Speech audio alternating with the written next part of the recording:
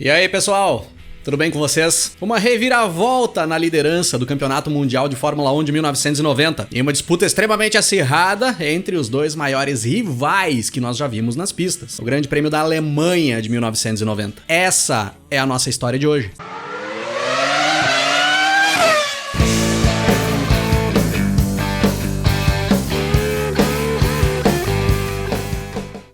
O Grande Prêmio da Alemanha de 1990 era a 9ª etapa do Campeonato Mundial de Fórmula 1 daquele ano, com data marcada para o dia 29 de julho, no veloz circuito de Hockenheim. Naquele momento do campeonato, uma disputa extremamente acirrada entre o Ayrton Senna e o Alain Prost pela liderança da tabela do Mundial. O Senna tinha liderado a primeira parte da temporada e parecia se encaminhar ao título mundial, mas a Ferrari e o francês reagiram, buscaram 3 vitórias em sequência ali no meio da temporada e tinham dado uma virada na tabela de classificação. Chegando ali no Grande Prêmio da Alemanha de 90, o Prost era líder na tabela. Tinha 41 pontos conquistados contra 39 pontos do Senna. Óbvio que isso gerou um clima terrível dentro da McLaren. O Senna já vinha há tempos cobrando mudanças no carro. O MP4 5B não recebia atualizações há bastante tempo, enquanto a Ferrari tinha evoluído bem na primeira metade da temporada. Naquele momento do campeonato, a Ferrari era um carro superior ao carro da McLaren. O Senna começava a viver ali naquele momento o mesmo fantasma que tinha vivido no ano anterior, em 1989, onde ele tinha feito uma primeira metade na temporada melhor, mas tinha tomado uma virada no campeonato, já na segunda metade, e não tinha conseguido buscar mais o Prost, a ponto de perder o título mundial lá no final pro francês. Com tudo isso que vinha acontecendo, dias antes do Grande Prêmio da Alemanha, foram realizados testes em Hockenheim, com várias equipes participando. Nesses testes, a McLaren traz uma nova suspensão dianteira pro carro, e uma suspensão dianteira que desempenhava melhor em circuitos de alta, o que ajudaria bastante o Senna ali em Hockenheim. Além de anunciar que pro Grande Prêmio da Alemanha já implementaria em cima do carro a nova versão do motor Honda V10, que era mais potente do que o motor atual que já vinha sendo utilizado há bastante tempo. Se não era um mar de rosas na McLaren, as coisas não estavam lá tão boas na Ferrari também, principalmente ao redor do Alain Prost. Dias antes do Grande Prêmio da Alemanha, o Prost concedeu uma entrevista para vários jornalistas do mundo todo, e alguns desses jornalistas pegaram alguns trechos específicos dessa entrevista que, tirando de contexto, dava a entender que o Alain Prost se aposentaria da Fórmula 1 ao final de 1991, quando terminava o contrato dele com a Ferrari. Isso foi levado a público, e o Prost ficou maluco com essas declarações. Saiu xingando todo mundo da imprensa e se recusava a falar com qualquer repórter ali dias antes do Grande Prêmio da Alemanha. Sendo que foi nesses mesmos dias que o companheiro do Prost na Ferrari, o inglês Nigel Mansell, anunciava a sua aposentadoria ao final de 1990. O Mansell já batia o martelo: ao final do ano,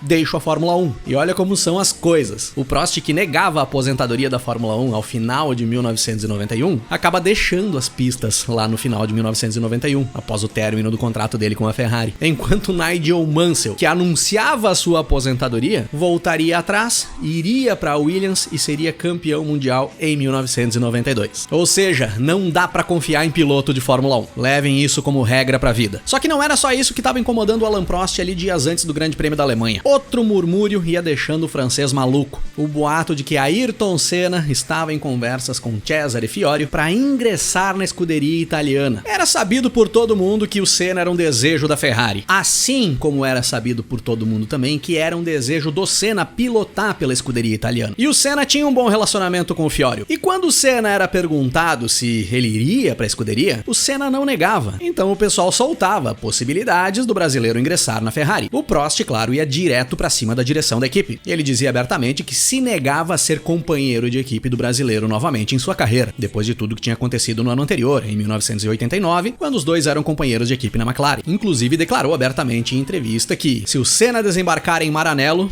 em menos de 1 hora eu deixo a cidade com as minhas malas embaixo do braço. O Cesare Fiorio tentava acalmar o Prost, dizendo que ele tinha sim avaliado outros pilotos para ocupar o lugar do Mansell para 1991, mas que o Senna estava fora de cogitação. Os nomes cotados eram o italiano Riccardo Patrese, ou seu compatriota Ivan Capelli, ou o francês prodígio da temporada de 1990, Jean Alesi, que era a opção preferida do Alain Prost. Só que o Alesi estava bem enrolado ali naquele momento da carreira, em relação a contratos. Na realidade, o Alesi estava firmado ali com 3 equipes. Ele tinha contrato com a Tyrrell, que era a equipe que ele corria, ali em 1990. Ele tinha assinado contrato para correr pela Williams em 1991, já tinha firmado um acordo com o Frank Williams, e tinha enviado uma carta de intenção intenção de correr pela Ferrari, Prochesar e Fiorio, a galera do paddock já estava fazendo aposta para saber qual seria o destino de Jean Alesi para 1991, porque a situação estava bem enrolada. No final de semana do Grande Prêmio, pouco público previsto ali para Hockenheim. O autódromo que historicamente lotava não receberia toda a capacidade. Ali na metade de 1990, a Alemanha estava muito mais preocupada com a sua reunificação do que com o automobilismo. Ainda mais que não tinha nenhum piloto alemão no grid, nenhuma equipe alemã e nenhum fornecedor alemão.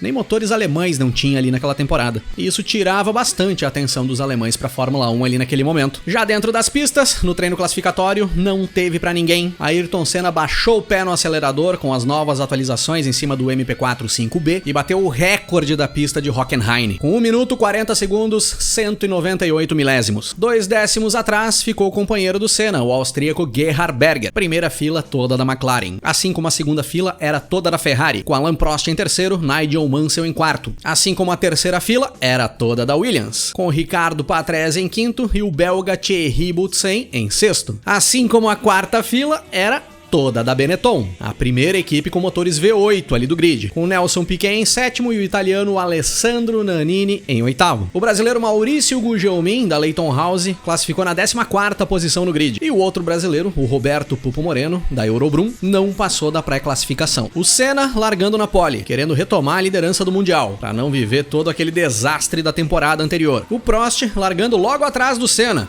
não querendo mais sair da ponta da tabela. Um calor absurdo ali naquele domingo em Hockenheim, onde nenhuma equipe sabia ao certo como seria o gerenciamento do equipamento, principalmente o desgaste de pneus. Era dessa forma que nós tínhamos a largada para o Grande Prêmio da Alemanha de 1990. As McLarens largam bem, Senna e Berger rasgam a reta lado a lado, com o Senna fazendo a tomada da primeira curva na primeira posição. Prost e Mansell ficam um pouco mais para trás, chegam até a ser um pouco ameaçados pelas Williams, mas as posições se mantêm ali na primeira volta. Senna em primeiro, Berger em segundo, Prost em terceiro, Mansell em quarto, Patrese em quinto, Boutsen em sexto, Piquet em sétimo, Nannini em oitavo. Só que ali na largada teve um enrosco. Uma Dallara e uma Ligier bateram, e foi um acidente forte. Os dois carros ficaram parados ali na reta, e o italiano Emanuele Pirro, da Dallara, não conseguia sair de dentro do carro. Com a pancada, ele ficou sentindo dores fortes no pescoço, e a equipe de socorro adentra a pista, com uma ambulância inclusive chegando ali no local. Mas a direção de prova não faz nada, deixa a corrida rolando, e os carros passavam rente à equipe de socorro e à ambulância a quase 300 km por hora. Chega um ponto do absurdo da equipe de socorro deitar o Emanuele Pirro no asfalto, no chão, ali na pista, enquanto os carros passavam do lado dele. Esse era o procedimento de socorro que a Fórmula 1 utilizava ali nos anos 80 e 90. Pra que fazer uma coisa segura se pode fazer com emoção? Perigosamente com muita emoção. Na volta 5, as McLarens eram as mais rápidas, mas não por muito. As Ferraris conseguiam andar próximas. Dava até a impressão do Mansell ser mais rápido que o Prost, mas o inglês não atacava o francês. Eles mantinham as posições. Assim como o Berger não atacava o Senna, também dando a impressão de ser mais rápido. Na volta 10, o Thierry Boutsen da Williams tinha ficado para trás. O Patrese era o quinto colocado e vinha tomando uma pressão absurda do Piquet e do Nannini. Só que as Benettons não conseguiam superar o Williams do Patrese. O motor Renault V10 da Williams rendia bem demais nas grandes retas de Hockenheim. Eles conseguiam se aproximar no miolo, mas na hora de atacar não tinha potência suficiente para buscar a manobra de ultrapassagem. Na volta 13, o Maurício Gugelmin abandona com problemas no motor da Leyton House. Fim de prova para o brasileiro. Na volta 15, o inglês Nigel Mansell dá uma das suas espetaculares escapadas de pista para dar emoção para a corrida, vai para a grama, sai pela brita, bate forte o assoalho do carro na zebra e perde posições na pista, além de, claro, sair com o carro todo danificado. Na volta 16, Berger e Prost entram juntos nos boxes para fazer a troca de pneus. Realmente os pneus estavam desgastando mais do que o esperado. O Berger troca rápido e volta para a pista, mas a Ferrari tem problemas no pit stop do Alain Prost. Qualquer semelhança com o que vemos na atualidade não é mera coincidência, parece ser cultural. E aí o Prost acaba ficando para trás na pista. Fica bem longe do Senna, que agora era líder isolado. Com essas paradas para troca de pneus, a rodada do Mansell, que acabou tendo que abandonar a corrida, o Mansell teve que recolher o carro aos boxes, não tinha condições de seguir. O Senna estava sozinho lá na frente, mas provavelmente ele pararia para trocar pneus também. Ele estava com os mesmos compostos do Berger, precisaria fazer a troca para ir até o final da corrida. Nesse momento, o Senna era primeiro, com o Nannini em segundo e o Ricardo Patrese em terceiro. E não deu noutra, o Senna entra nos boxes e faz a sua troca. Troca rápida da McLaren, o Senna volta para a pista na segunda posição, bem no meio do Nannini e o Patrese, Patrese, que estavam próximos na pista. E o Nannini pretendia fazer toda a corrida sem trocar pneus. Ele tinha largado com os compostos mais duros. Chegando na volta 20, o Nannini pouco mais de um segundo na frente do Senna. O Berger estava em terceiro, porque o Patrese já tinha parado para fazer a troca. O Piquet era o quarto, o Boutsen o quinto e o Prost era o sexto colocado. Olha que grande prejuízo que o francês teve naquele problema no pit stop da Ferrari. E aí o Senna resolve atacar o Nannini. Vai para cima para tentar buscar a primeira posição. Só que a McLaren do brasileiro sofria demais com a turbulência atrás do carro da Benetton. Quando tentava buscar a manobra de ultrapassagem, o Senna quase perdia o controle do carro. Ele teria que ter muita paciência e estudar muito bem a manobra. Senão, corria o risco de botar a corrida fora. Na volta 23, o Prost passa pelo Boutsen e sobe para quinta posição. Uma volta depois, estoura o motor da Benetton do Piquet. O brasileiro abandona a prova e o Prost ganha mais uma posição, sobe para quarto. E o Senna, que vinha tentando atacar o Nannini, começava a sofrer com problemas no motor. A nova versão do motor Honda V10, que estava em cima da McLaren, vinha perdendo potência por conta do superaquecimento. Além de estar muito quente ali em Hockenheim naquele domingo, se manter muito tempo atrás da Benetton do Nannini não deixava o motor refrigerar.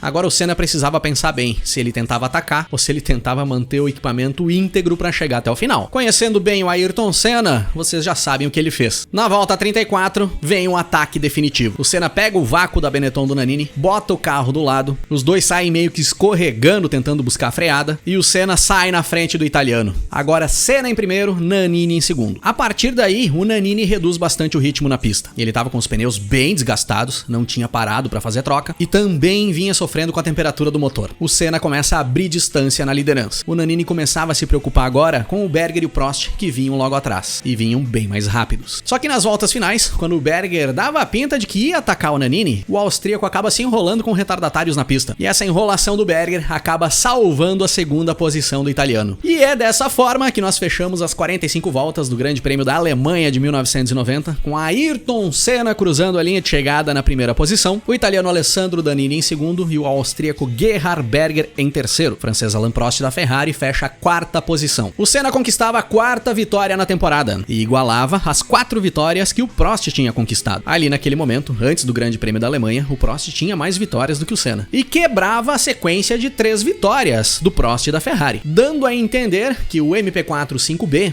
voltava a andar pelo menos no mesmo patamar do carro da Ferrari. E reviravolta na ponta da tabela do Mundial. Agora o Senna voltava a ser líder, mas a disputa se mantinha extremamente acirrada. Senna 48 pontos, Prost 44. Mas se a McLaren e o Senna voltavam a vencer corridas ali em Hockenheim, os percalços voltariam na etapa seguinte, no Grande Prêmio da Hungria de 1990, o que é assunto para outro episódio aqui do canal.